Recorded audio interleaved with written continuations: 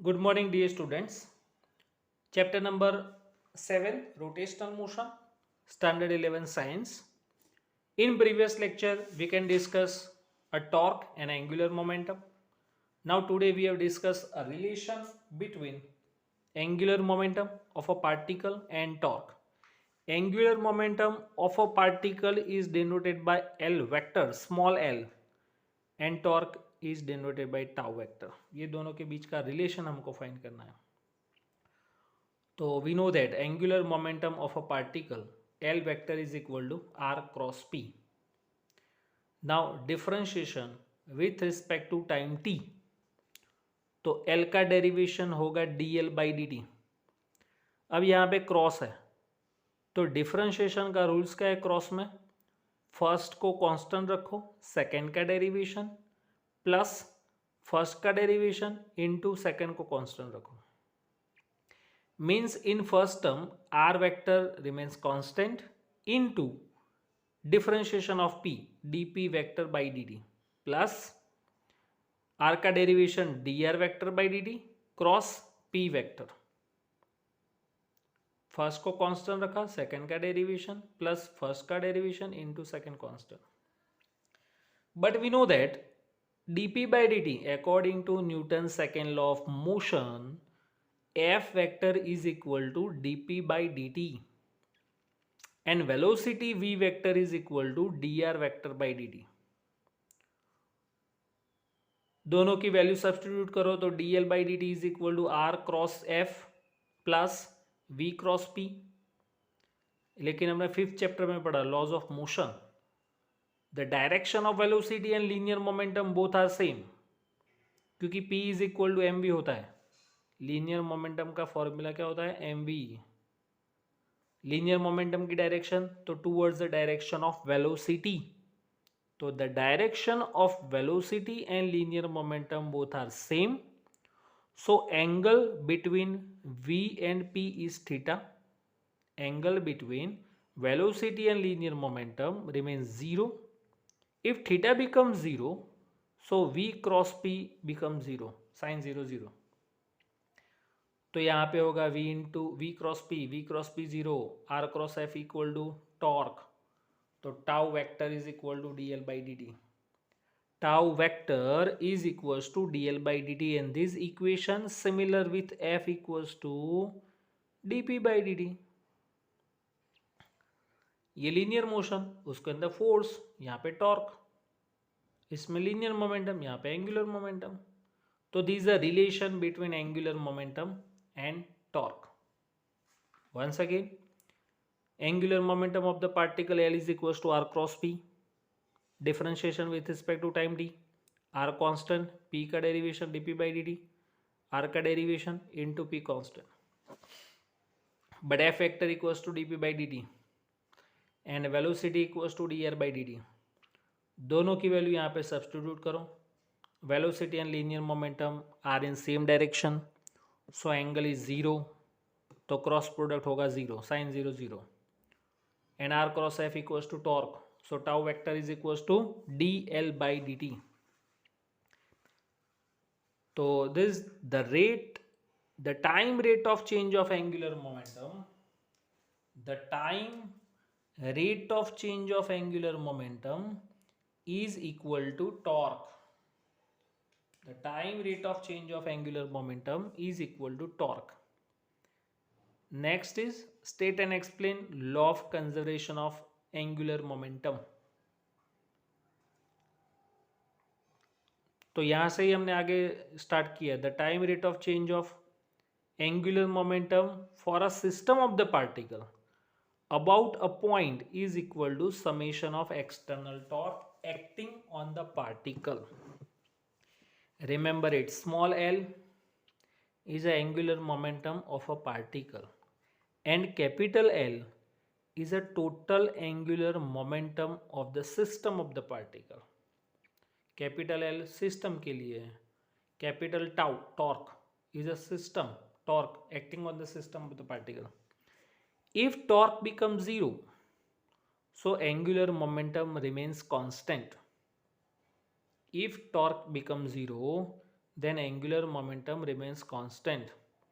तो यहाँ पर से सेंटेंस बनेगा if the resultant external torque on the system becomes zero, then angular momentum remains constant. If the resultant external torque on the system becomes zero, then the angular momentum remains constant. This is a law of conservation of angular momentum. Next is relation between linear velocity and angular velocity. See, once again, ये rigid body moves with angular speed omega its own axis. If rigid body moves a rotational motion about its axis of motion, so all the particles of rotational, if all the particles of rigid body moves rotational moves on the circular path its own axis.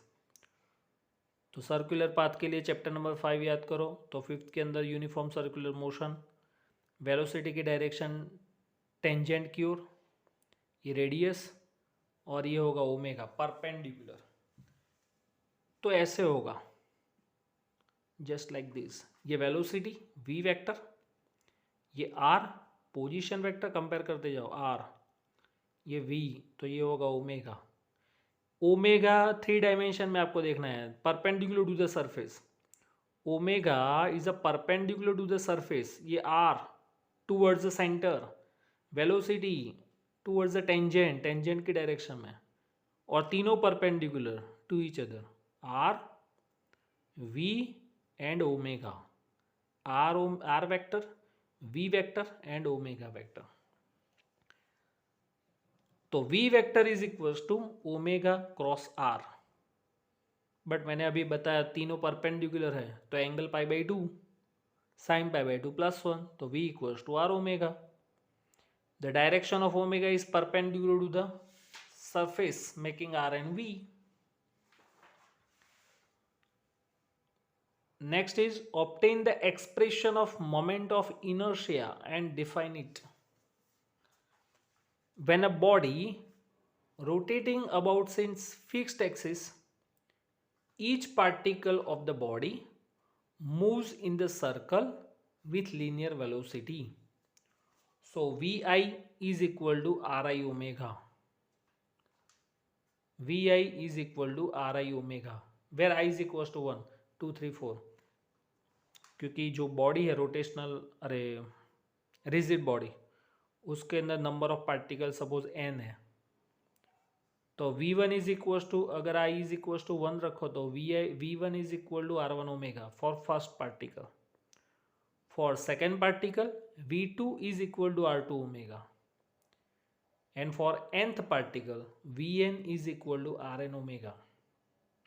Remember it, omega 1 omega 2 हम नहीं लिखेंगे, क्योंकि omega is a angular speed या angular velocity, and angular velocity of all particles remains same in rigid body, and that's why not we can denote it by omega 1 omega 2 and only omega, क्योंकि वो constant है।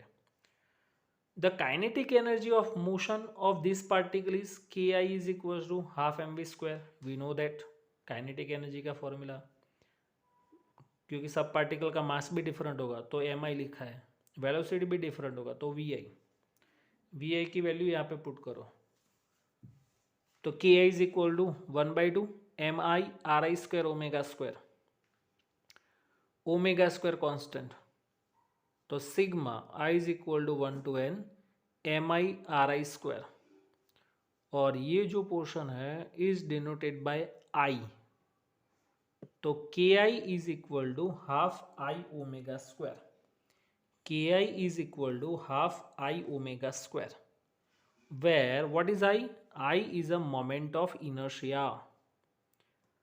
Moment of inertia का formula होगा sigma I is equal to 1 to n mi ri square, short में लिखना है तो I is equal to mr square, ये जनरल इक्वेशन है, I is equal to mr square.